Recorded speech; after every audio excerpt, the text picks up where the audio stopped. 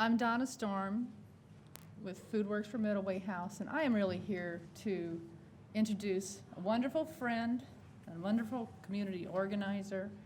She has organized this whole expo. I mean, the heart of it is Patricia Coleman. She's an artist. She's a Reiki healer.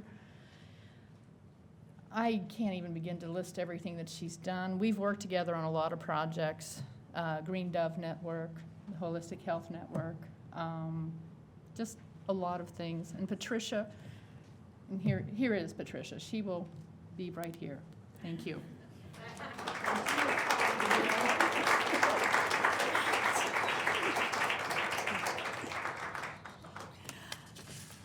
Good evening, and thank you all for coming here tonight.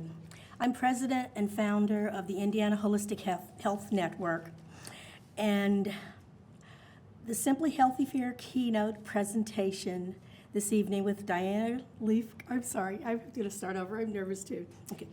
Good evening.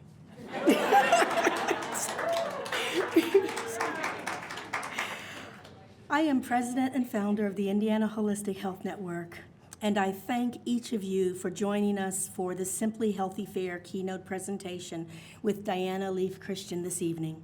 She is the editor of Communities Magazine. This is the fourth year the Indiana Holistic Health Network and its sister project, Local Food Bloomington, which are projects of the nonprofit Green Dove Network and also projects under the Center for Sustainable Living, have collaborated with other local groups to offer Simply Healthy, Creating Sustainable Communities. It is a Simply Living Fair and a Wellness Expo. The first year this event was presented, it was presented simply as a Wellness Expo, but beginning in its second year, the Simply Living Fair of the Center for Sustainable Living was integrated into the event. This event is the Indiana Holistic Health Network's way of bringing attention to the rich and diverse community of alternative and holistic wellness practitioners and service providers among us through this state. This event integrates the intentions also, as I said previously, of the CSL and each of the conveners and sponsors. If you're interested in information about the previous keynotes and events of previous years, please visit the Indiana Holistic Health Network website. I've been asked what my intentions and motivations are for the work that I do. It's simple. I love us, and I love our potential. I love the possibility of us becoming sustainable when we are faced with peak oil and environmental degradation. For me, sustainability means healthy, strong people residing in ways that will allow us to live simply well together. For more on that, read the current issue of the Healing Crane, which is the newsletter of the Indiana Holistic Health Network, and it is online. As we move toward developing local sustainable community in Bloomington, we can benefit from the richness offered by the works of other communities around the world. And to that end, I welcome Diana Leaf Christian. Diana is author of Creating a Life Together, Practical Tools to Grow Eco-Villages and Intentional Communities, and Finding Community, How to Join an Eco-Village or Intentional Community. Editor of Communities Magazine for 14 years, she publishes Eco-Villages, a free online publication. Diana leads workshops, offers consultations on process and communication issues, and speaks at conferences internationally. She lives at Earth Haven Eco Village in North Carolina. Welcome, Diana.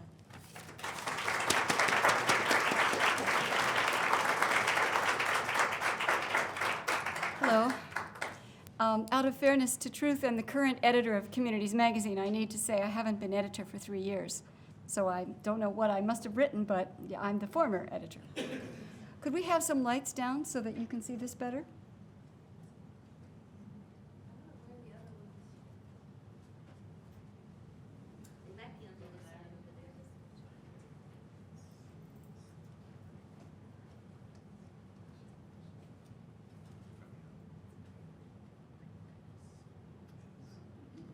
How about on the wall? See the switch on the wall?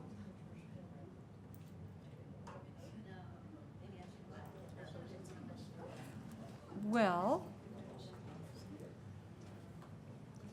I live in an eco-village and have been involved with it for about 9 years.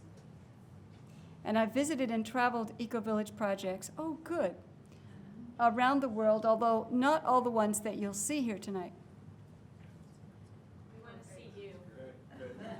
Is this a good balance? Okay, great, thanks. So, let's just jump in and take a look at eco-villages around the world. My definition of an eco-village is a human settlement, very often an intentional community, where people are interested in living out their ecological values. Very often they also have classes and workshops helping other folks learn what they're learning. They teach what they're learning as they're learning it.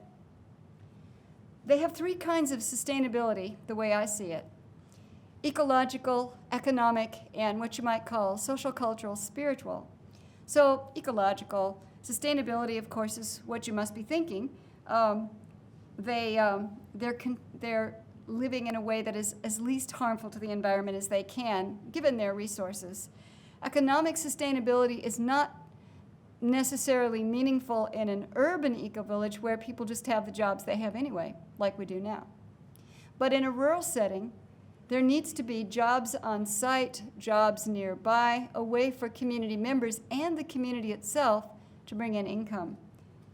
If there is economic sustainability, and you'll see plenty of examples of that here in the slideshow, the folks in the community can continue to live there. That is to say, they don't just start it and then have to leave because they can't make a living. They start it and they can afford to continue. That's what I call economic sustainability. Social, cultural, spiritual is that they're having such a good time, they like continuing to live there. It's enjoyable. It's a pleasure for them. So the way I see it, there's four kinds of eco-village projects. In the Western world and the industrialized North, and this includes Australia and New Zealand, eco-villages are usually intentional communities, and one of the reasons people want to get involved is because they want more community in their life, a sense of community. They're also wanting to live out, as I said, their ecological values. In indigenous villages around the world, excuse me, many of which are becoming eco-villages as they learn more about global environmental destruction and the environmental destruction in their own area, they've already got a sense of community. That's no problem. What they're looking for is to return themselves to the way it was in the olden days when they could afford to live there because they were growing and making their own goods and services right there and or bartering within the region. They want to have their traditional culture back again instead of replaced by reruns of Dallas and video games. And they would like to have the forests, the deltas, the rivers, and the soil restored to what it was like before colonialism and multinational corporations came along and extracted goods and services from it and resources from it. So technically, people in traditional indigenous villages who are also eco-villages would just like to get our foot off their neck. I like to speak bluntly. So where are there traditional indigenous villages? In the country of Senegal, there's an organization called GenSen, Senegal Global Eco-Village Network, and in Thailand and in Ladakh, and some parts of Eastern Europe and some parts of Spain and Portugal. Traditional indigenous villages going eco-village. We're not going to look at those tonight. We're going to look at intentional communities.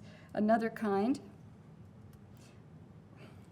is traditional or sustainability education centers where people don't live there all year round, but there's a staff and they have people come in for classes and workshops on permaculture design, organic gardening, sustainable farming, natural building, and so on. Then there are new kinds of eco-village projects. We'll look at a few tonight. This is one of my heroes, Robert Gilman. He has a definition of eco-villages that I just love. Eco-villages, he says, are human-scale, full-featured settlements in which human activities are harmlessly integrated into the natural world in a way that supports healthy human development with multiple centers of initiative and which can be successfully continued into the indefinite future. So let's take a look at each of these aspects of the definition and show you what we mean by that. Human scale. Whether you're just a few people or a whole lot of people, you know each other's names, you know each other's faces, and you can recognize people. When you're making decisions together, you can feel your influence on the outcome of the decision. You have a voice. You're not a nameless, faceless cog in a wheel. Human scale. So how many people is that? And are any eco-villages actually villages in the classic sense of the word? Well, most eco-village projects that I know start out pretty small, maybe with 5 or 7 people, grow to maybe 20 or 30 or 40 or 50, depending on their scale, how much land they have, what their ambition is. Some are co-housing communities with 60 or 70 or 80 people.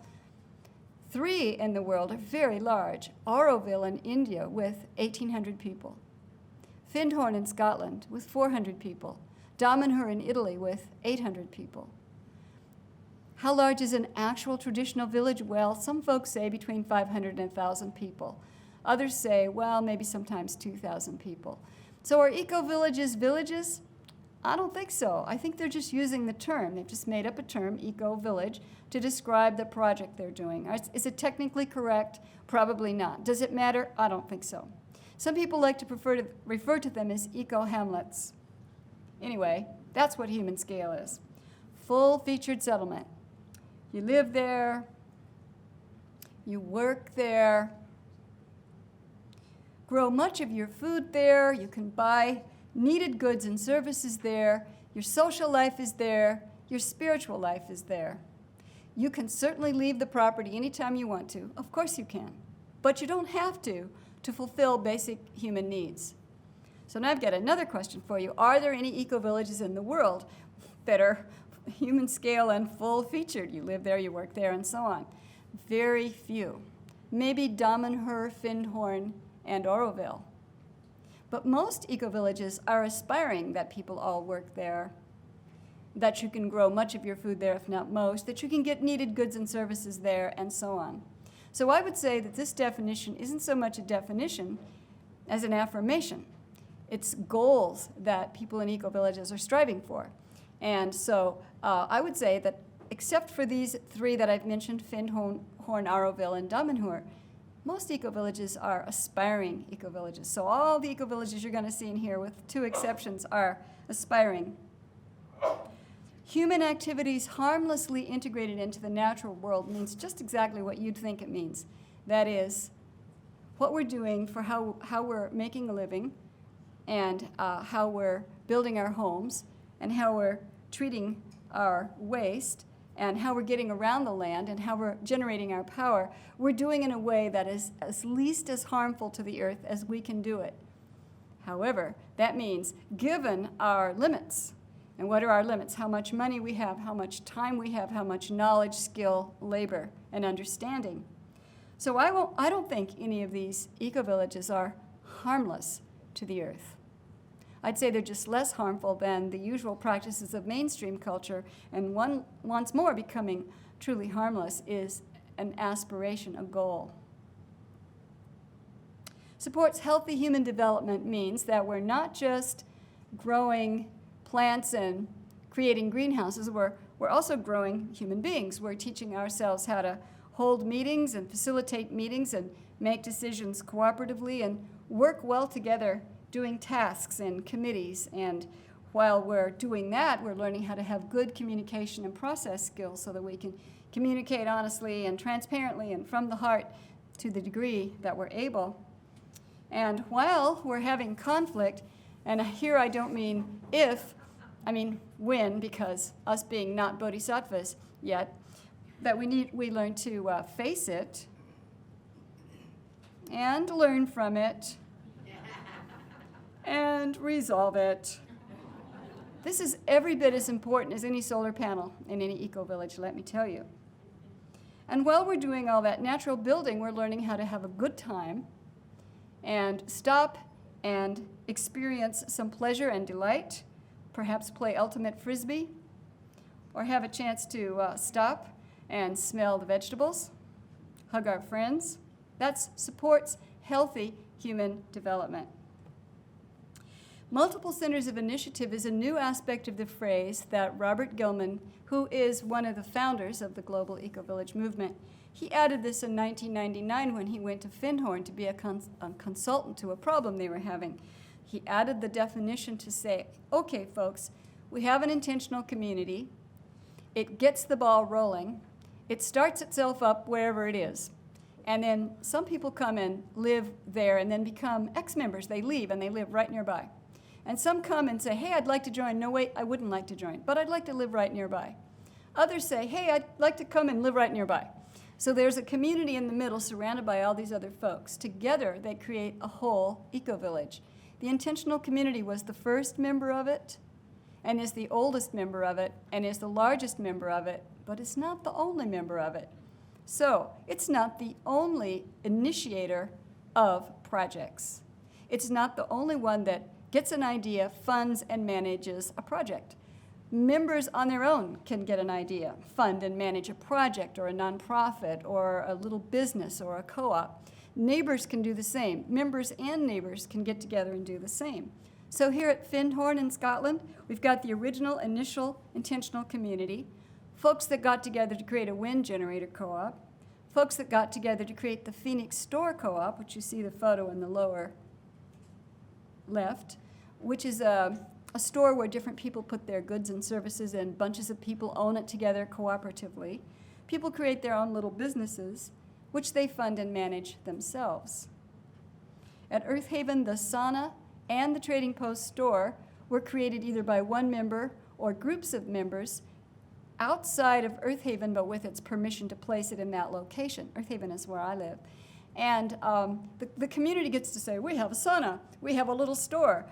But actually, it was members who made it happen. Multiple centers of initiative, very important. Why is it important?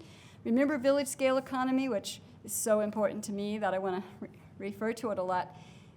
If everybody makes decisions about everything that happens, the whole enterprise can succeed or fail based on anybody's one project. People who want to take initiative and move fast can't move fast because they're being held down and dragged down, isn't that right, by the whole entire enchilada. And when somebody's having a business or a project that's failing, it's not bringing the whole thing down. Multiple centers of initiative, it's so healthy. Okay, it can successfully be continued into the indefinite future. Sure does mean what you think that would mean. It means that we're teaching our children what we're learning, and hopefully they'll teach their children who will teach their children, and through the generations, they'll all do it better than we did. Okay, so you've heard the expression, put your money where your mouth is. People who create eco-villages and live in eco-villages are hoping to put their lifestyle and their practices where their values are. I value this, this, and this, and this, and this. I care about this, and this, and this. Okay, would you be willing to live that way? And that's what eco-villages are hoping to do. So, this is my favorite definition of permaculture. I got it out of the Transition Town book. I think Graham Bell is a British permaculture designer.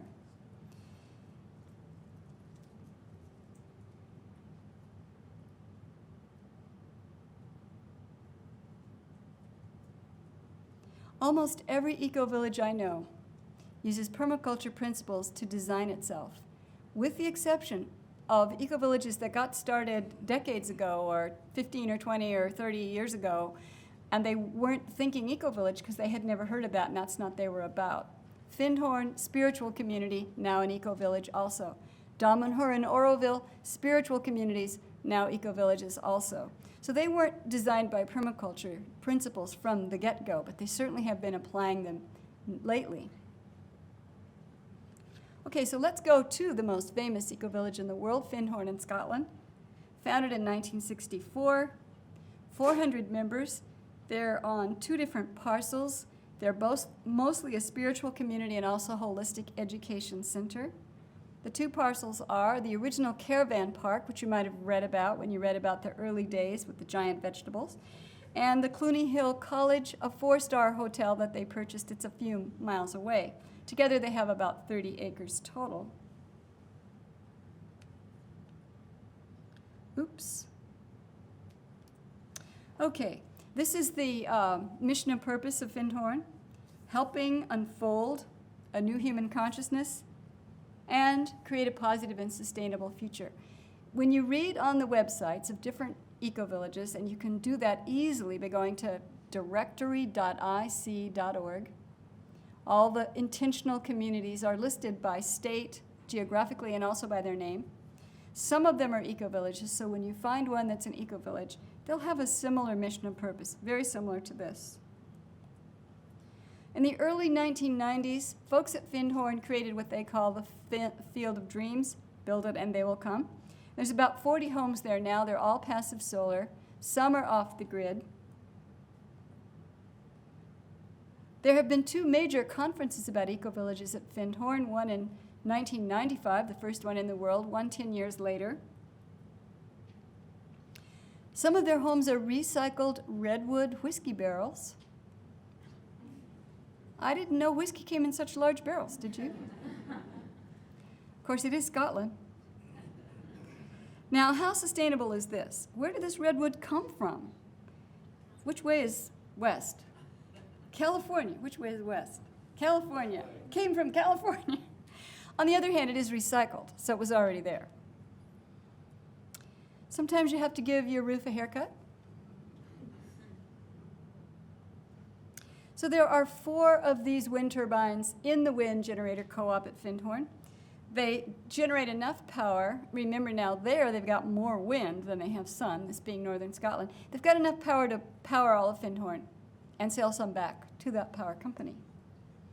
They have a lot of food, not all, but a lot, produced on site through their CSA farm co-op, their dairy farm co-op.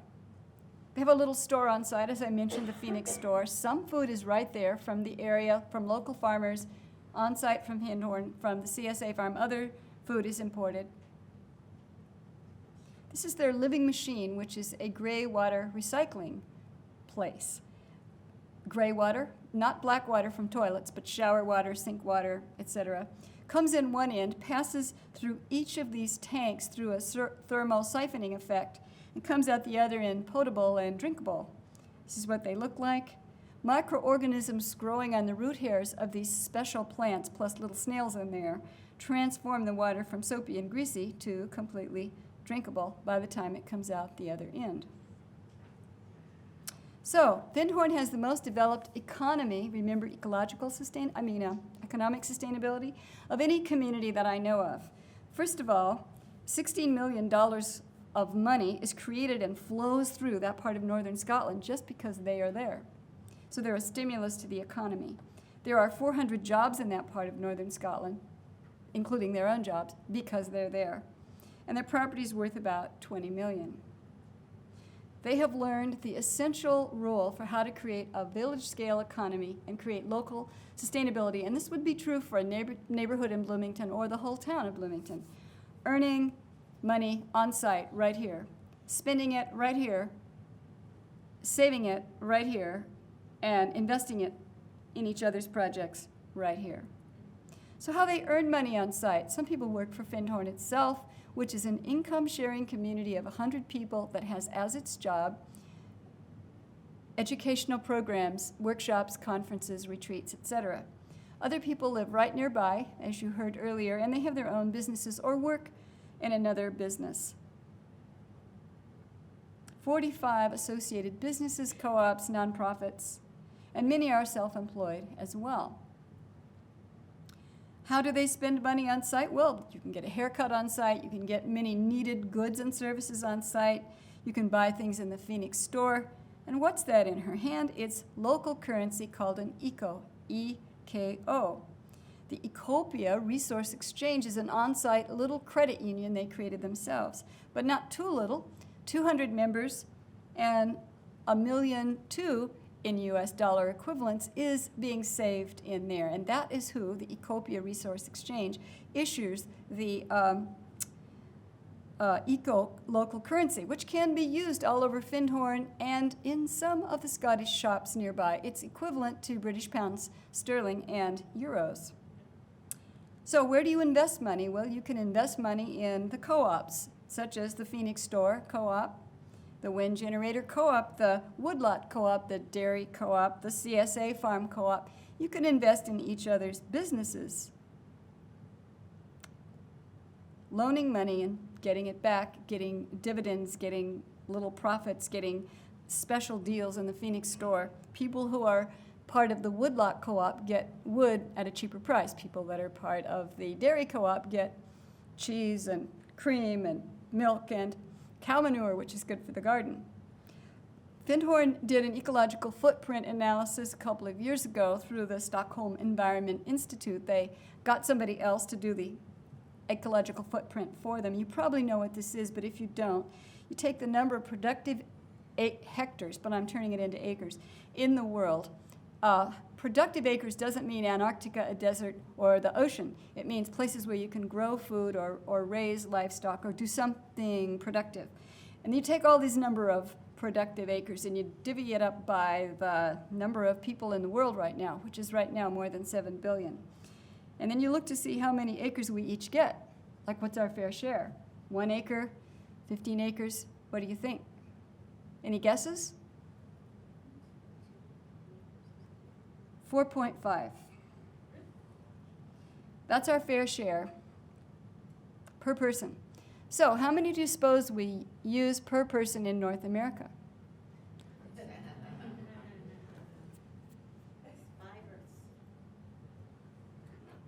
Peter's giving me hand signals, and I'm giving them back. 28 in North America, 28 acres per person. I'm using up 28 acres, but my fair share is only 4.5. Well, I'm probably using less because of where I live, and I'll show you that soon. In the UK, 13.3, they use almost half what we use here. What does that mean? I'm sorry, how does that translate? How is one individual using 28 acres? Well, it's not literally true. It's a mathematical model to take the population of the United States and what it uses up in terms of consumption and how much waste it produces, and then taking the globally productive acres in the world, I said the United States, but I mean the US and Canada together, and the globally productive acres, and then taking our population and dividing it into it, so it comes out with an answer of 28 per person. Do you see what I mean? Interesting, yes. Okay, so the Findhorn folks did this ecological footprint analysis on how they use food, transportation, fuel for heating, water, electricity, and so on. And they came up with 6.7 global acres. Not 4.5, but pretty darn low. The lowest ever measured in the industrial world, at least when I got that statistic a year ago. Mostly, it was because home heating was so low and food was so low because they grow so much on site and they get food so locally. So that's a little bit about Findhorn, the most famous community, intentional community and eco-village in the world. So now would you both like to go see where I live and see a familiar face? Well, here we are. This is my favorite picture, and I hope you're giving me your blessing to use it. My favorite picture of Earth Haven, because it shows our council hall. Founded in, it says 93, but it's really 94. I don't know how I did that. 320 acres in the foothills of the Appalachian Mountains in North Carolina, not far from Asheville. It's a mountain forest setting, many springs and streams. This is a part of our mission and purpose.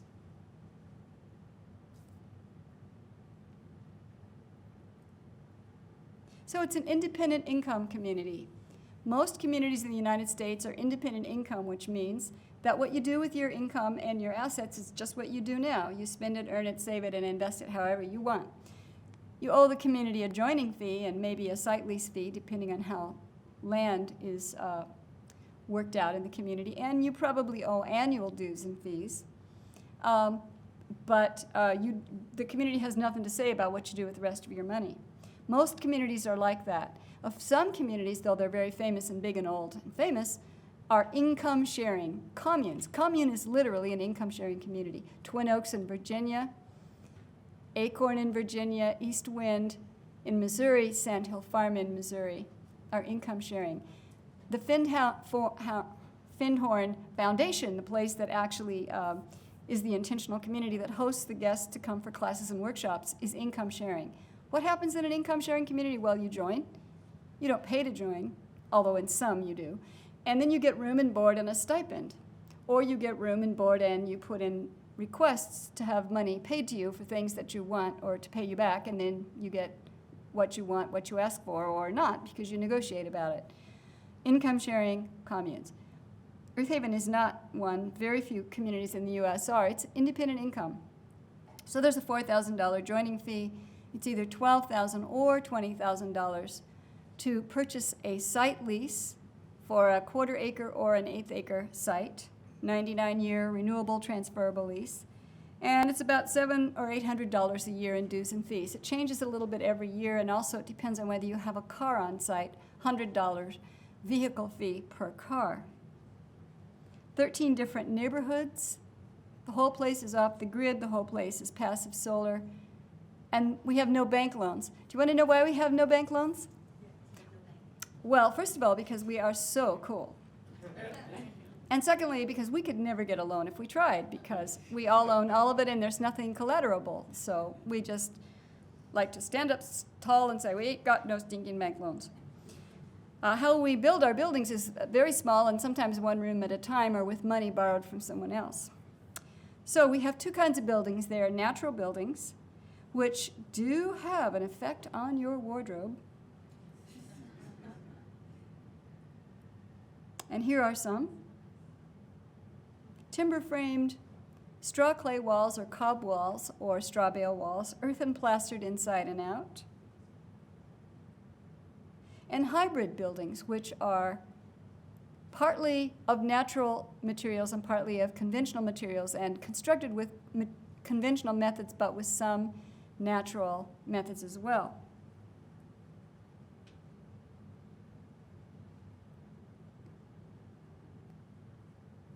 The whole place is off the grid. Once again, this is partly because we're so cool, and partly because we certainly can't get electricity up the mountain this far without paying a whole lot of money. And also, if the local power company had easements across our property to put their power lines, they could do any damn thing they wanted to on our property. They could spray with pesticides, they could do rotten, yucky stuff. So we said, we don't want no stinking power company, and we grow our own. We do roof water catchment, the homegrown Faro cement build-it-yourself variety, the plastic tank variety. We also have 2 wells, a deep water well in our campground for visitors, a more shallow well in one of our neighborhoods as their water supply. We have 6 different water districts, each run by 1 or 2 neighborhoods, with creating its own water supply, either from that shallow well or the other springs. How do we keep our food? Well, in picnic coolers in the back of the house with a jug of ice in it. In root cellars, that doesn't work so well because it's not that cold where we are. And we ferment food, not to mention low-load, highly insulated, off-grid style electric refrigerators, and sometimes propane refrigerators. Gray water, like at Findhorn, where microorganisms on the root hairs of those plants transformed greasy, soapy water into pure water. The constructed wetlands, which you see on your right, has the same kind of plants growing in it. And over on the left is microorganisms growing on the wood chips in that insulated cement box. The water comes out of the drain, drops onto the top of the wood chips, goes on the top of a pipe that's been sliced in half and has little holes in it, and the water goes down the holes and drips into the wood chips, and by the time it comes out the bottom, the microorganisms have worked on the soapy water so that the water that goes into the garden below is absolutely pure and clean, and the plants are thriving. Composting toilets, indoors and out. We separate out solid and liquid waste on purpose in order for the composting toilets not to smell. It's a highly spiritual community. This is a joke that only people over a certain age get. Other people say, who the heck is Ram Dass? So how do we get around the land? Well, I'd like to say that we only bicycle or drive solar-powered golf carts. Isn't that cool? But the truth is, sometimes we drive our actual cars around the land as well. We have classes and workshops and tours like most eco-villages. And council meetings, which is what we call our business meetings, twice a month. We make decisions by consensus. We have 11 committees that take care of various tasks. How do people make a living at Earth Haven? People work for each other. They hire each other. We're morally obligated to hire each other first before we go outside.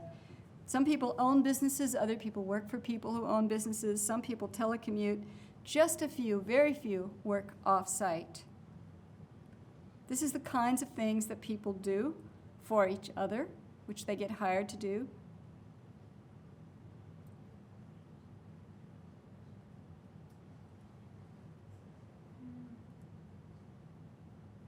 And we have 3 businesses on site. Red Moon Herbs, which makes organic herbal remedies for women. It's a woman-owned company, women-run and managed company.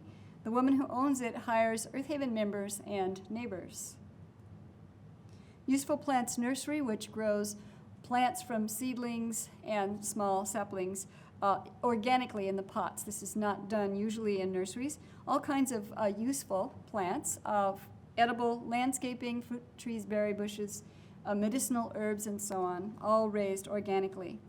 Now, this nursery at one time only paid the income of the owner, and now the owner makes a living through this nursery, and 2 Earth Haven members work full-time and 2 work part-time. So this is a growing business and now employs lots of Earth Haven folks.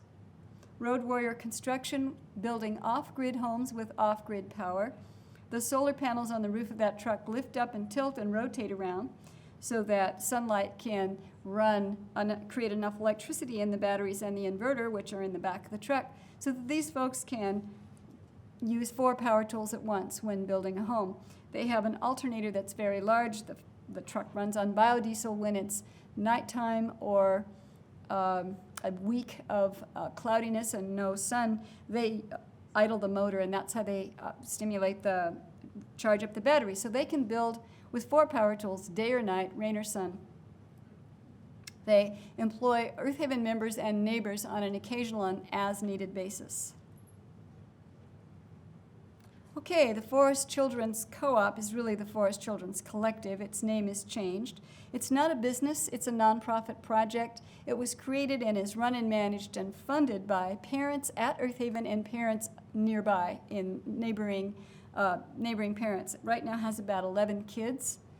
The Seedlings program is the little kids, and the Saplings is the bigger kids, because it's the Forest Children's Collective. So how do we grow food at Earth Haven? You might be surprised to know we're not vegetarians. There are vegetarians there, not very many, but it's a dietary freedom community, which means you decide. So Imani Farm is 4 folks in a co-op that raises dairy cattle for fresh organic raw milk and raw butter, and sometimes beef. A flock of chickens for fresh organic eggs, and sometimes stewing chickens. They also raise ducks, and they also raise pigs now. Yellow Root Farm is a biodynamic CSA farm and market garden. With vegetables and plant starts, they now raise pigs and chickens, also using the principles that Rudolf Steiner outlined in biodynamic gardening. And Gateway Farm, the most ambitious project, with a farm that is as huge as 4.5 acres. Now, since you're here in Indiana, you're probably used to farms that are a half section or a section or 1,000 acres. And at Earth Haven, we have teeny-weeny little plots in the mountains. We're lucky to get a half an acre carved out of these hilly places. But this farm is our pride and joy, the gigantic spread of 4.5 acres. They use the Wazan rotational grazing method, made popular in this country by Joel Salatin and Polyface Farms in Virginia, which involves increasing soil fertility by rotating around flocks of, in their case, Icelandic sheep, followed by flocks of birds, in their case, heirloom turkeys and chickens. So, are we so special? Heck no. What we're trying to do is special. So that's an example of an old, famous, well-known eco-village and a young, new, still growing eco-village. So let's look at an eco-village that you could take your grandmother to. Eco-village at Ithaca is 2 going on 3 co-housing communities. The buildings are beautiful, they're all built, the neighborhood looks lovely. There's nothing alternative or, shall I say, funky about it. It looks so nice, your grandma would be perfectly at home. This is their first neighborhood song, which stands for, FROG, which stands for First Residence Organized Group. 30 homes, all passive solar, none off the grid, but they've got roofs that could be if they wanted to do it someday. This is their common house. Like most co-housing communities, and Frog is a co-housing community, everybody lives in smaller than normal housing units. In this case, like many co-housing communities, they're 2-story townhouses, and each person has a deed to and owns their own house and the ground beneath them, and a share in all the rest of the land. So they all own this common house, which contains big dining room, kitchen, living room, children's play area, workshop, teenage hangout room, laundry facilities, mail room, guest quarters for people's guests. They have dinner there several nights a week, and of course they hold meetings there in their common house. This is the second co-housing community built there at Eco-Village at Ithaca. It's called SONG, Second Organized Neighbor Group. There are 30 homes there, all passive solar, some are off the grid. They have their own common house. It's its own co-housing neighborhood. The third co-housing neighborhood is being built right now, being planned and getting built. It's called TREE, Third Residence Ecological Enterprise, or something like that. It's going to be 30 homes, passive solar, off the grid. So there's been 2 studies of Eco-Village at Ithaca at 2 different colleges, and they found that the energy consumption here is 40% less than the national average in the U.S. They have their own on-site CSA farm called West Haven Farm. It's 10 acres. So for 7 months of the year, you can go and get fresh organic produce. They also have their own, and I want to explain this photo from the air in just a minute, but they have their own organic you-pick-it berry operation, 5 acres of berries and grapes and all kinds of delicious fruit which you can go and pick yourself. It's a CSA farm. This is the only eco-village I know of that has 2 CSA farms on site. This is a picture of a village in Germany where the farms are directly adjacent to where people live, and so is where you can get your wood for wood heat, which is exactly what eco-villages are trying to do. And Eco-Village at Ithaca certainly does that, because they have open fields filled with food, and they have woods as well. So this is the pattern that Eco-Village at Ithaca is trying to emulate. Of course, they care about transportation. Many of them ride bikes to their jobs in the town of Ithaca. They lobbied the local bus company to get the bus company to stop there in front of their community. And they have a car co-op project. The town of Ithaca has 6 cars that you can sign up for, and they have 1 car parked permanently at Eco-Village at Ithaca that you sign up for. Of course, they have work parties like all eco-villages, and they like to have fun, celebrating the completion of the bridge between the first 2 neighborhoods. May Day, all kinds of fun goes on there, like at any eco-village. Oh, by the way, this is a very important annual holiday. It's called Guys Baking Pies.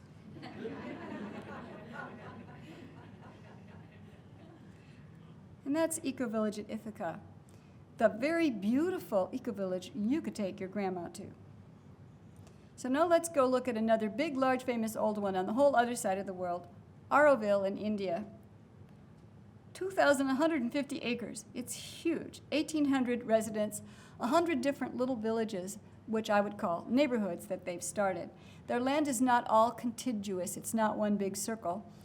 It's connected, and then in between, land is owned by other folks. But they're in the process of building what they hope will be a community of 50,000. That's what they hope, a city of 50,000. Well, these are their founders arriving in the hot, dusty plain near Pondicherry in 1968. They arrived in this bus, got off the bus and said, "Oh my God," or maybe they said, "Oh Krishna." In any case, what are you going to do with a hot, dusty, arid, eroded plain? Look at this Grand Canyon. This used to be a jungle in the 1700s, a rich, thick, lush jungle with lots of water and dripping, beautiful foliage and vines and tigers and elephants. And the British came along and said, let's cut down these trees and build a British Navy. Let's cut down these trees and build bungalows that we will live in. Let's cut down these trees and build the entire city of Pondicherry. Let's cut down these trees and have firewood to cook with. So what do you suppose is left? An eroded place. The monsoon rains still come every year, of course. It's hotter than it ever was before because the trees are gone, and creates this horrible erosion. So what are you going to do if you're a spiritual community founder in 1968 and you come to a place like this? What are you going to do? Well, there's only one thing you can do. Get naked and plant trees. Well, now, this fellow isn't really naked. As you can see, he's wearing a string. So this fellow and his colleagues planted trees and hand-watered them bucket by bucket, tree by tree, hand-watering them every single day. Their project to create swales so that the water would stay on the landscape and not just run across the surface and go down into the Bay of Bengal, but to stay there and to water the trees. So they planted trees, created swales, watered the trees, and they grew some trees there. How many trees do you suppose they grew since 1968? 300? A million? 2 million. Ta-da! There they are today, 2 million trees later. The weather has changed in this part of India. It's now cooler and more moist again. This is what it looks like now. No tigers or elephants yet. From this to this. Are they still planting trees at Auroville, do you suppose? Yes. You bet. They had hoped to change the world in their part of the world, and they did. So earth restoration projects are very important in eco-villages, and many eco-villages have them. Tamara in Portugal, Findhorn in Scotland, Dancing Rabbit in the Midwest. This great big temple in the middle of Auroville is called the Matra Mandir. It was built by donations from people all around the world, and it is Matra Mandir means mother temple. So what is the purpose of Auroville? It's a spiritual community. It was founded by a French woman named Mira Alfassa. Her students called her the Mother. She is a colleague of, or was, she's not alive now, a colleague of and a spiritual teacher colleague of Sri Aurobindo, and she taught the same teachings as Sri Aurobindo, and she and he conceived of an intentional community that would be a city of 50,000, and their point was, could people from all over the world come and live there together in what they called a spirit of human unity? So it was a spiritual experiment. Now it's very ecologically sustainable, not to mention they grew back the forest. So people come from all over the world to live there, from Europe, mostly Germany, Holland, France, Italy, from North America, and from other Asian countries as well. This is the solar kitchen. There's a gigantic solar collector on the roof. It's like a great big pie dish that grabs the sunlight and focuses it to a barrel in the middle filled with water. The water turns to steam because of all that heat. The steam heat is enough to cook 2,000 lunches a day in the solar kitchen. And these ladies down in the lower left are packing those metal Indian lunch pails full of food to take out to the Tamil villagers in the midst of the Auroville property. So there really is such a thing as a free lunch. Let's go to Los Angeles Eco Village back in the USA. This is my favorite eco village after Earth Haven. It's 2 adjacent apartment buildings in the heart of downtown LA. 40 intentional neighbors. Founded in the mid-90s, here's the 2 apartment buildings. Everybody lives as a tenant. They are so big on bicycles and alternative transportation, $20 off on your rent if you don't own a car. You're encouraged to ride bicycles and repair bicycles and become part of the bicycle culture, or take the bus.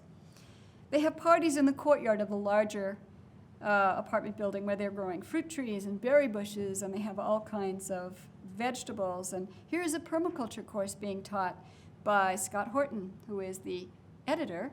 He's in the straw hat, who's the editor of Permaculture Activist magazine.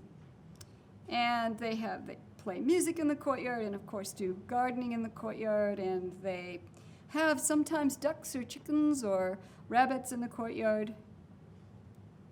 They have all kinds of fruit trees all around the building. The food co-op for the whole neighborhood meets in the lobby of their larger apartment building. Of course, they can't grow much food in 2 adjacent apartment buildings in downtown LA, but they can be a center for local food, farmers' market, food co-op food. They have meetings in the lobby of their apartment building and potluck dinners. And of course they have fun, because remember now, in eco-villages we have to have some fun. And they're very much environmental activists. This celebration on their street corner is called Eco Maya. It's like Cinco de Mayo. It's on May 5th, but it's all ecological. This is a Hispanic neighborhood and also a Korean immigrant neighborhood. And now here is Lois Arkin in the black pantsuit in the middle of this picture, standing with a fake shovel with fake gold on it, with a little cardboard box filled of sand. This is a fake groundbreaking ceremony. It's on the 2nd floor roof of the local subway station. There's going to be some affordable housing built there. And she was invited to come along with other local dignitaries to this, to honor her and honor that they're going to have some affordable housing, because this is considered a sustainable thing. Now, when Lois first started LA Eco Village back in the mid-90s, she was considered that kooky lady who'd come down to City Hall and talk about weird stuff. Recycling, composting, bicycling, public transportation. Ooh, kooky, weird, she must be a hippie. But now she is so celebrated, she gets invited to fake groundbreaking ceremonies. The LA Times interviews her and LA Eco Village a lot. She's on television locally. See this tour from China below? They came to LA to see LA. They had to stop at LA Eco Village. The mayor is proud of LA Eco Village. The city council is proud of LA Eco Village. It's cool in LA to live at LA Eco Village. So that's our friends with the best of the city and the country. So there are, of course, other eco-villages in North America. The farm community in Tennessee, which started out as an income-sharing spiritual community back in the 70s and now is not an income-sharing but still spiritual community, is considered by a few of its own residents and by eco-village activists worldwide as an eco-village because they've got such good ecological sustainability, economic sustainability on site. So many people work right on site on their many, many, many member-owned businesses. Also, they preserve a whole lot of wildlands. They do a lot of wildlife protection, wild land protection right there in central Tennessee. Not to mention, many nonprofits operate by members right on their property to do good services and help for others around the world. So eco-village activists internationally say, well, the farm's an eco-village. Same with Twin Oaks Community in Virginia. It started out a secular income-sharing commune in 1967, and it still is. Some of its members and people all over the world, especially in Europe, say, well, of course Twin Oaks is an eco-village. Naturally, it is. And if you ask a Twin Oaker or a person from the farm, they might just laugh and say, oh, what's that? But let me tell you, Twin Oaks grows 50% of its own food. It has its own dairy herd where it grows raw organic dairy milk. Raises the cows, and they grow most of their own food, and everybody has a job on site from one of the community-owned businesses. So it's economically sustainable, big time. One of its group houses is passive solar and off the grid, the rest are not. Yarrow Eco Village is a newly forming community in British Columbia. Port Town's an eco village also in Washington, D.C., and there are a few others around the U.S. Let's look at Siebenlinden in Germany. That means 7 linden trees, founded in the mid-90s. On land in the former East Germany, the big straw bale advocates, that's the largest straw bale building in Europe at 3 stories. One of the neighborhoods, like Earth Haven, they have many different neighborhoods. One is called Club 99, and they go as far as they can in being ecologically sustainable, as extreme as they can. I don't mean that they're extreme. I mean, from their point of view, they're taking it to the farthest edge. They don't use electricity. They built their house without using any electricity. They used hand tools. They farm with a draft horse and hand tools. And they are vegans and income sharing. That's Club 99. How do you make a living at Eco-Village at Ithaca? Well, some folks are in a garden co-op. Some folks have their own businesses on site, like a woodworking joinery business. Some are consultants about how to start eco-villages. Some do the Communities Directory of Europe, which is called Eurotopia. Comes out 1 year in German, 1 year in English. See that little school down in the lower left? That's called the Kindergarten in the Woods. Exactly like the one at Earth Haven, it's created by parents of kids there in the community and parents of nearby kids who are neighbors. Nonprofit organization. So, in 2001-2002, a university in Germany decided to check out 2 eco-villages, one being Siebenlinden and one being Kommune Niederkofungen. Kommune means commune. Niederkofungen means lower Kofungen. That's the name of their village. That's an income-sharing community, which is also an eco-village. So they said, okay, what's the CO2 emissions from these 2 places compared to the average German household? Well, they measured water, electricity, travel, et cetera, et cetera. And both eco-villages were considerably lower than the average German household. Probably no surprise to us, but it did give eco-villages some good press about being environmentally active. Lebensgarten in Germany is on the site of a former barracks for ammunition workers in World War II. So the people who lived in these buildings were creating bombs and bullets. So what do you do if you're living in a place that has the vibes of creating weapons for war? Well, you build beautiful greenhouses and you dance on the plaza in the mornings before breakfast. That's Lebensgarten, which means living garden in Germany. And here's Svanholm, which means swan's home, a gigantic manor house in Denmark with nearly 1,000 acres, one of the oldest and largest intentional communities in Europe. They make a living by being an income-sharing commune that, oops, let's go back here. They have a dairy herd, 100 cattle, and they create organic raw milk. They also have organic produce, and they introduced organic food to health food stores in Denmark many, many years ago. That little green thing in the lower right is a Stirling engine, an engine invented in the 1840s and which has been not chosen by many people because it doesn't use very much gas, so we've not been encouraged to use it, but more and more people are using Stirling engines now. It creates both electricity and heat. Munksegaard in Denmark, near Copenhagen, is a very large eco-village with 5 clustered co-housing communities on site. Here's a little map showing the original farmhouse in the middle, the 5 different co-housing communities, which are architecturally designed to kind of mimic the farmhouse with square 2-story shape. The different communities are painted different colors. One is just a plain old co-housing community like any you'd find in the US or Denmark. Another has affordable housing because the government comes in and helps you pay for some of your down payment. The last 3 are all rental units. One is just plain old rental for any old person. The other is rental units only for young families with children, rental units only for seniors. The folks who created Munksegaard wanted to have it be affordable to anybody at any level of income in Denmark, and it is, and they got an award from the Danish government for being so economically sustainable. Solheimur in Iceland was founded in, what can this be? 1930. The word eco-village wasn't even a twinkle in its grandfather's eye.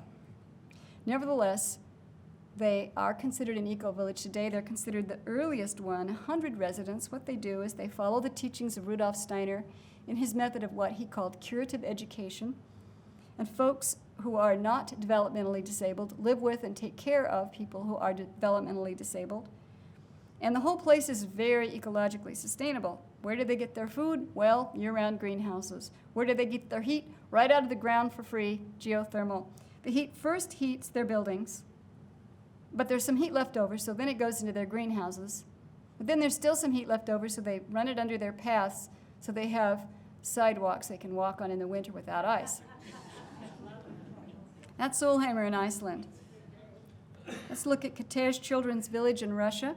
The folks who started this eco-village were people who wanted to help orphans who were living in institutions in Russia where they didn't have enough food, they didn't have enough education or help or nurturing or cuddling or personal attention, not even enough blankets.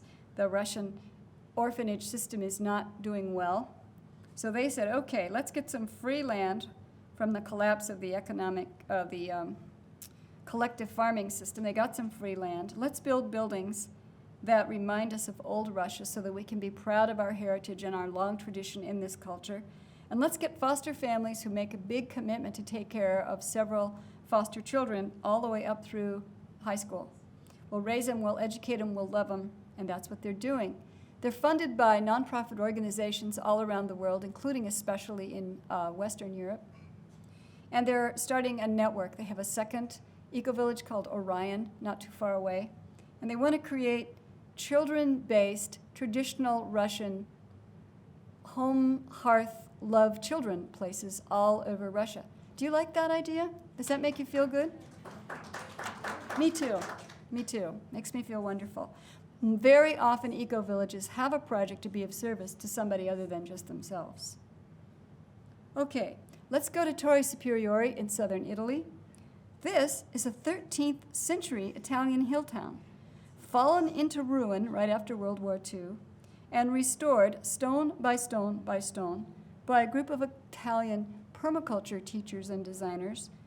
160 rooms, 3 stories, or 8, well, I don't know, it's 3 stories or 8 levels or something. Peter, you've been there. 8 levels and 3 layers into the mountain. And room by room, they're restoring it. And now it's an ecotourism destination resort, a place where you can go and learn permaculture and eat delicious organic food they grow on their terraces at their little restaurant. That's Torre Superiore. So here's Jonathan Dawson. He's another one of my heroes. He is the former president of Global Eco-Village Network, and he is the former co-president of Global Eco-Village Network Europe. He wrote a book called Eco-Villages, the best book on eco-villages there is, in my opinion. And here's what he says.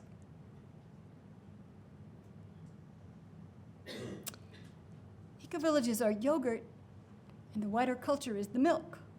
And we want to inoculate y'all. Of course, in places like Bloomington, you're inoculating Indiana with your good ideas. So maybe we're all yogurt. Let's look at a few more. Tloleho Educational Center and Eco-Village in South Africa is not an eco-village in the residential sense, but in the sustainability education sense. The people who founded it said, let's teach the local people here in this economically depressed part of South Africa how to build traditional Tswana buildings with timber frame poles and thatched roofs so that they can have good housing again. And let's teach permaculture design and sustainable farming so people can grow more food. And that's just what they set out to do. Oh, by the way, check out this composting toilet. Notice the artwork that shows you what it's for. Well, so they had classes and workshops, and people came and they'd make little models on the ground of how to make these beautiful buildings, and they'd learn straw, clay walls, and cob walls, and earth plastering. And then the folks said, you know, this is all very nice, but we don't want to live in traditional Tswana buildings. We want to live in rectangular structures like people in the cities do. So instead of saying, no, you can't, we want you to want what we want you to want, not what you want, they said, sure, let's help you. Here's how we'll do it. We'll design mud brick buildings that you can build yourself with soil in your yard, small buildings of different sizes depending on your family size, with attached composting toilets. That's what those stairs are leading up to, just like we have at Earth Haven. And so that's what they've done. That's Tloleho Educational Center in South Africa. Across the world, in Bolivia, is El Pancho Eco Center, traditional Andean architecture. teaching classes and workshops in permaculture design, how to start new eco-villages, natural building, the whole enchilada. They're in the highlands of Bolivia. Also in South America, Ecocentro IPEC, a sustainability education center style eco-villages with classes in, what do you suppose, permaculture, appropriate technology, off-grid power, and especially natural building. People come from all over Brazil, all over South America to IPEC to learn various natural building techniques. They believe that the medium is the message, and they create art wherever they are. They're Brazilian. So their water tank has a painting on it about how you build a water tank. And that's IPEC in Brazil. Okay, Huehuecoyotl in central Mexico. Huehuecoyotl means very, very old coyote in the Indian language there, and that's where we get the word coyote.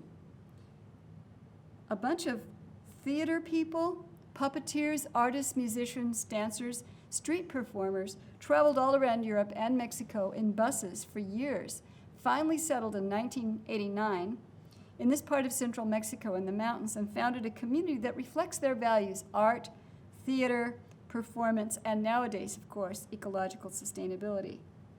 Can an eco-village be beautiful and filled with art? Should it be? Must it be? In my opinion, it must be beautiful. Will you join me in affirming eco-villages should be beautiful? Thank you. All right. All right. Crystal Waters in Australia, very well known because it was founded from the get-go by permaculture designers as an example of a permaculture-based eco-village might. Degraded land to start with. So what they did was, the first thing they did was made sure that the water all over the land, different ponds and lakes and streams everywhere, is in good quality. They measure it all the time and test it, and it comes out very well. Crystal Waters. They're restoring the tropical rainforest where they can, and restoring the soil, just like we're doing at Earth Haven. That's Crystal Waters in Australia. The buildings are all passive solar facing the north, and they're often made of recycled materials. Some people are off the grid, not very many, but everybody has a roof water tank for roof water catchment. Okay, their permaculture design was not just thinking about solar panels and greenhouses. They were also thinking about economic sustainability, like we all have to think about.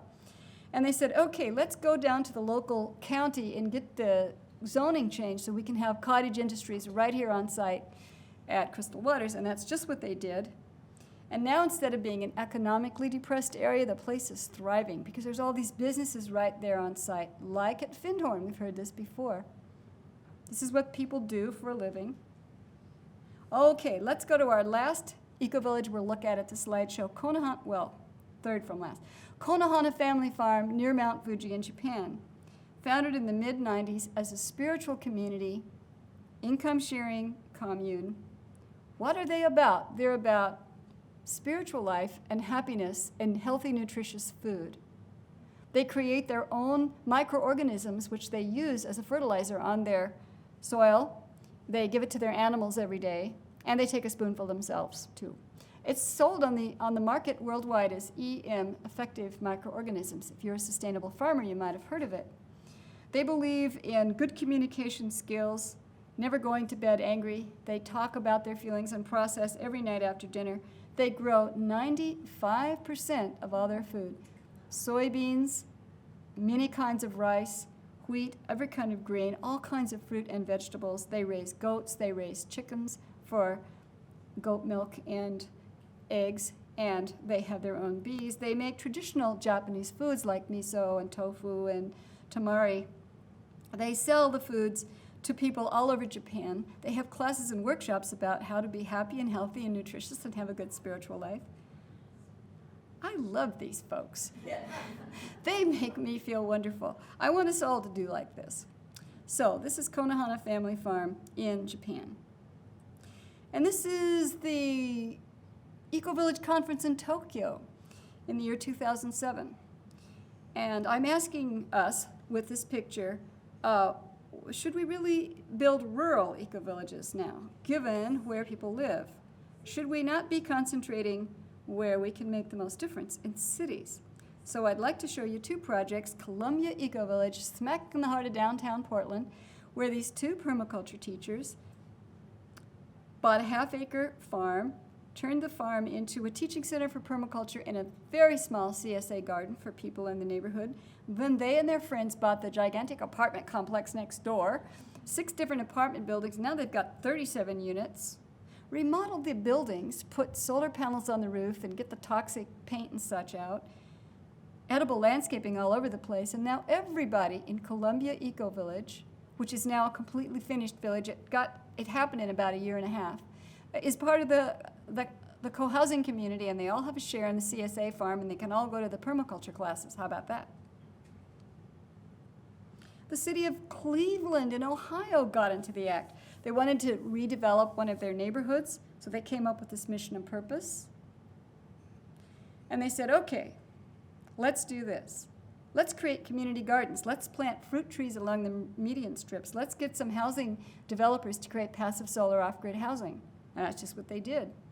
All these folks below are various private developers and agencies and nonprofit this and that involved in the Cleveland Eco Village project. This is their transit station, which was defunct. So they started it up again and said, hey, we'd like to encourage people to use public transportation, bicycles, and not cars. Here's the mural in the public transportation, in the transit station, showing what kind of Cleveland they'd like to live in the future. A city that grows its own food, has its own local economy, has its own sources of power. In other words, a localized place, perhaps even a transition town. So, what are we doing this for, really? I mean, deep down underneath, what's our real motivation? This is Hildur Jackson, one of the founders of the Eco Village movement. Well, folks, we're doing it for the next generation. These are the clients of our products and services. It's for these people around the world that all these people in every country are doing Eco Village projects. It's for them. So like folks, like the gentleman in the white shirt, can pass on what he has learned to folks like gentleman in the green shirt. This is who it's for. The future. And that's the slideshow. Thank you very much.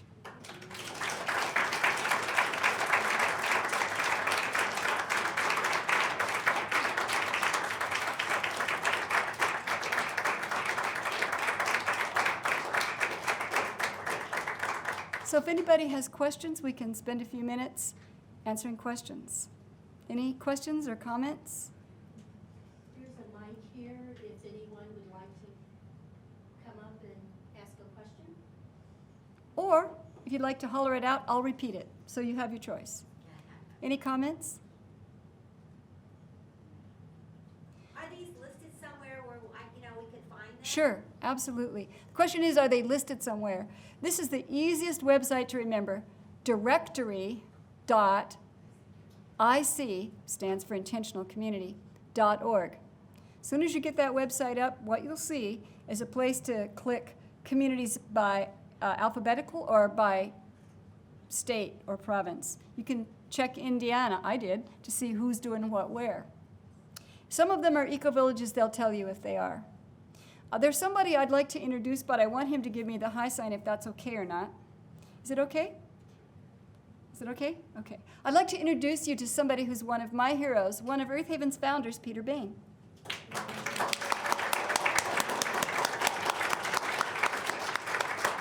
It's no secret that I adore Peter, and now Bloomington has him instead of Earth Haven, so I came here, didn't I, to see him, as well as to see y'all. Any other comments or questions? What do you think has been the biggest challenge in starting an eco village and maintaining it? The question is, what are the biggest challenges in starting an eco-village and maintaining it? Those are 2 different answers, if possibly 10 different answers, so I'll try to be concise. The biggest challenge to starting an eco-village is zoning. Various eco-village founders that I know of have shopped the United States for counties in states, for states that had counties where there was no zoning. Earth Haven is in a place with no zoning. Just the front 100 yards or so has zoning from one county, but the rest of it is in another county with no zoning. Dancing Rabbit is in a county with no zoning. There's an eco-village in Northern California, which I can't name out of fairness to them, which does all kinds of things that breaks the zoning regulations, and they're under the table. So I'm not saying their name, but they've been going for some years, and they're not worried that they're going to get shut down by the county, which has the legal right to shut them down for breaking zoning regulations. What does zoning what does it regulate? How many people you can have on how many acres, and how far buildings are set back from fences and boundaries and things like that. But for most eco-villages, it's a big problem, because for most eco-villages and any intentional community that wants to get started, you need to buy property with enough people to afford the property price and development price. But then everybody who wants to buy in wants to live there, but there may not be zoning regulations that allows that many people to buy in. So if you only had a few numbers of people who could live there according to zoning regulations, then you couldn't afford it. Catch-22. So what do communities do? They have to ask for zoning variances. And who grants them? Well, the local county zoning commission or the county commissioners or whoever's in charge of zoning. And it depends on what the neighbors say. The neighbors have to think it's okay. Catch-22. The neighbors might say, but that's a hippie commie cult. Or the neighbors might say, oh, how lucky we are to have such fine ecologically oriented folk living next door to us. Depends on where you are and how well you have met the neighbors ahead of time and gotten to know them and worked the system of letting people know that you don't have two heads. Now, how do you maintain them? That's the other question. Okay, I'm going to say something radical. Can I say something radical? It's okay? Okay.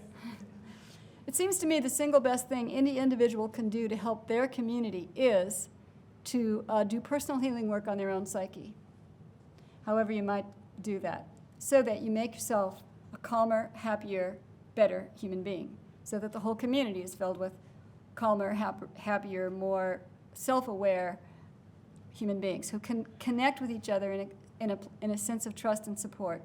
That's extremely valuable. Sometimes it's very hard for people to do that or to be willing to do that or even to consider doing that. Another really important thing is to have clear agreements in writing, also in writing and thirdly written down. Another is to have a common mission and purpose. That is to say, we're all here for the same reason. What's a mission and purpose? Who we are, what we're doing, and why we're doing it. To have a vague, amorphous, new age, and ambiguous mission and purpose is to invite trouble, because people will join thinking they know what you mean, but somebody will join thinking, well, it means that. And somebody else will join thinking, well, it means that. And the third person will join thinking, well, it means that. And then we have a room full of people thinking that that vague, amorphous mission and purpose, which is like a Rorschach inkblot test upon which we can project any damn thing we want, is why we're here. So then we have a proposal, and we all agree on the proposal, no problem. We have another proposal that we're going to decide on, say by consensus, where we all have to agree or we can't pass it. And I'm going to block it because y'all are wrong. That thing violates our mission and purpose. Somebody else says, no. Actually, it fulfills our mission and purpose because that's why I made this proposal. Well, no, you're wrong. It violates it. Well, we don't get an agreement and the proposal doesn't pass. We have a Mexican standoff. We can all block each other's proposals. What would change this? A clear, unequivocal mission and purpose. We're all here for the same reason. Not only that, our membership process is such that when we have people come in, we orient them to our single, clear mission and purpose. And we say, do you understand and support this mission and purpose? And they say, yes, I do. Or else they say, no, I hate it, in which case we say, oh, would you like to be our neighbor and live next door, but not join in our decision-making process? Why I'm going on about this is because this is what I do for a living, is I teach workshops on how to start new communities, and that's what I wrote my first book about. So I've kind of on the case about this one. I really care about it a lot. The third thing you need to have is a decision-making method that everyone is trained in before they actually use it. Sort of like a chainsaw, which you wouldn't just give to somebody and go, okay, let her rip. No, you train them first. Consensus decision-making can be like a chainsaw. It can chop a lot of wood or it can chop your leg. So please get training if you're going to be in a community, and please ask any incoming members, I know why you're laughing, my dear. Please train any incoming members come in whatever decision-making process you use. Is that a helpful answer? Is it scaring you? I hope it isn't. I want you to be encouraged, not scared. I know at the beginning you said like eco-village, the title, like doesn't matter, what does it mean, blah, blah, blah, blah. But I just wanted to ask, so is a difference sort of between an intentional community and eco-village, economic, Here, let me just, ecological, sustainable, okay. let me go like this. Umbrella, intentional community. Under the umbrella, about 11 different kinds. One kind is an eco-village, which you saw tonight. Another kind is a co-housing neighborhood. However, some eco-villages use the co-housing form to get themselves started. Are there any co-housing communities in Indiana?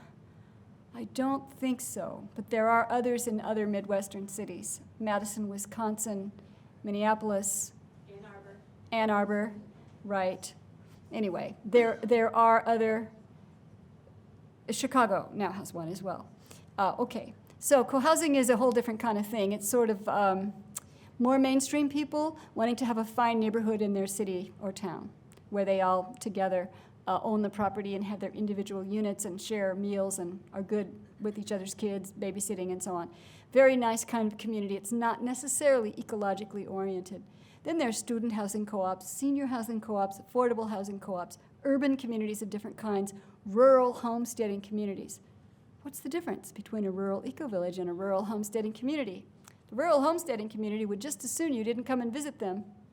They don't have a sign out there, and they just want you to leave them alone. They're not there to help the public, take workshops and classes and tours. They want you to just go away. They're living their quiet life, thanks very much. Eco-villages want you to go. They've got a website, for goodness sakes, with arrows going, eco-village, here's where you come, here's where you take the tour, because they're trying to change the world. There's other kinds of communities, too. Gay and lesbian communities, conference and retreat center communities, income-sharing communes, urban and rural. Lots of different kinds. Eco-village is one kind.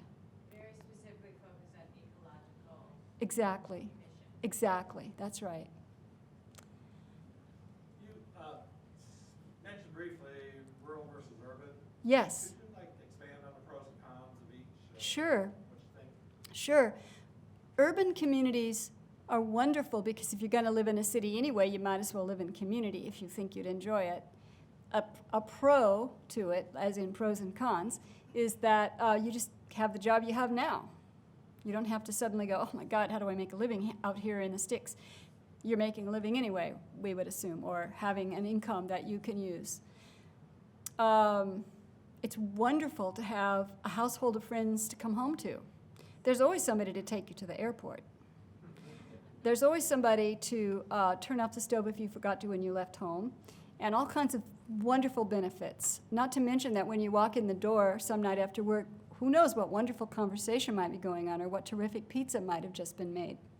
Downsides, you have to have meetings and agreements about noise, pets, music, quiet hours, locking the door, how clean the different parts are, especially the bathroom and the kitchen, where everybody has a different idea of cleanliness. So it takes some doing. Another downside, you're not out in the country, but then if you're living in a city, you aren't anyway. Okay, pros and cons of a rural community. You're in the country. How do you make a living? Well, I'd like to tell you about Community Alternative Society in Vancouver, British Columbia, and the Fraser Valley in British Columbia. It's two places and one community. The city mice live in an 11-apartment building. In each of the apartments, 4 or 5 people live together, and they have lots of common facilities. And if they ever want to go to the country, they just go an hour away to the Fraser Valley in British Columbia, where they go to their farm called Fraser Common Farm, where they can pick fresh organic produce and hang out and have a wonderful time. The country mice live in Fraser Common Farm, and when they want to go to the opera, they just go to Vancouver, hang out with their friends, stay for free, and go to the opera. So that's kind of a cool thing, huh? I hope that answers your question. Anybody else before we let you go?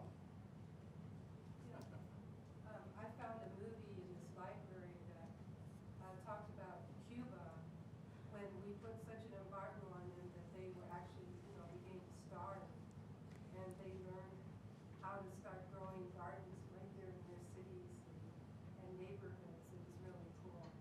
That video, I believe you're referring to, is called The Power of Community. And actually, why they were starving wasn't mostly because of our embargo, though I'm not real fond of the embargo myself for food reasons, but because the Russians pulled out and took with them subsidizing them for oil. So this is a movie basically about peak oil. When they didn't have very much access to Russian subsidies for oil, they had to get by on what they had. So they got the few remaining oxen farmers who were very elderly gentlemen and said, and then they got the few remaining oxen, which were also elderly oxen. They had to get some new young female oxen to come to Cuba. And then they started learning how to farm with oxen. And the plane lands in Havana and outsteps some permaculture teachers from Australia and said, "Good eye, mate, we're here to teach you permaculture." And they did, for free, on their own dime, their own Australian dollar.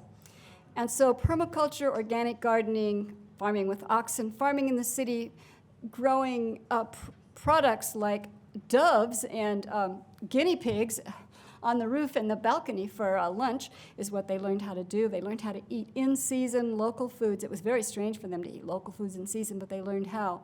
They called that the special period. It was about 2 years. The average adult lost 30 pounds. They were so poor. Some of the people in the Ministry of Agriculture said, "Aren't there some weird folks out there doing some damn thing called sustainable agriculture? What the heck is that? Let's bring them in here and see if now that we don't have that good thing known as chemicals and pesticides and chemical fertilizers, if we could do it the like old-fashioned natural way." So these agronomists and soil scientists and people who wanted to promote, sustainable living all the time in Cuba came and said, "Oh yeah, here's how you do it. Here's what you do." Overnight, that is to say 2 years, Cuba becomes the organic capital of the Western world, eating really healthy food locally and in season on their balconies, on their roofs. It's a really inspiring story. If you haven't seen the movie, get it. The Power of Community. It's put out by some wonderful folks in Ohio called Community Solutions in Yellow Springs, Ohio. I think we should let folks go.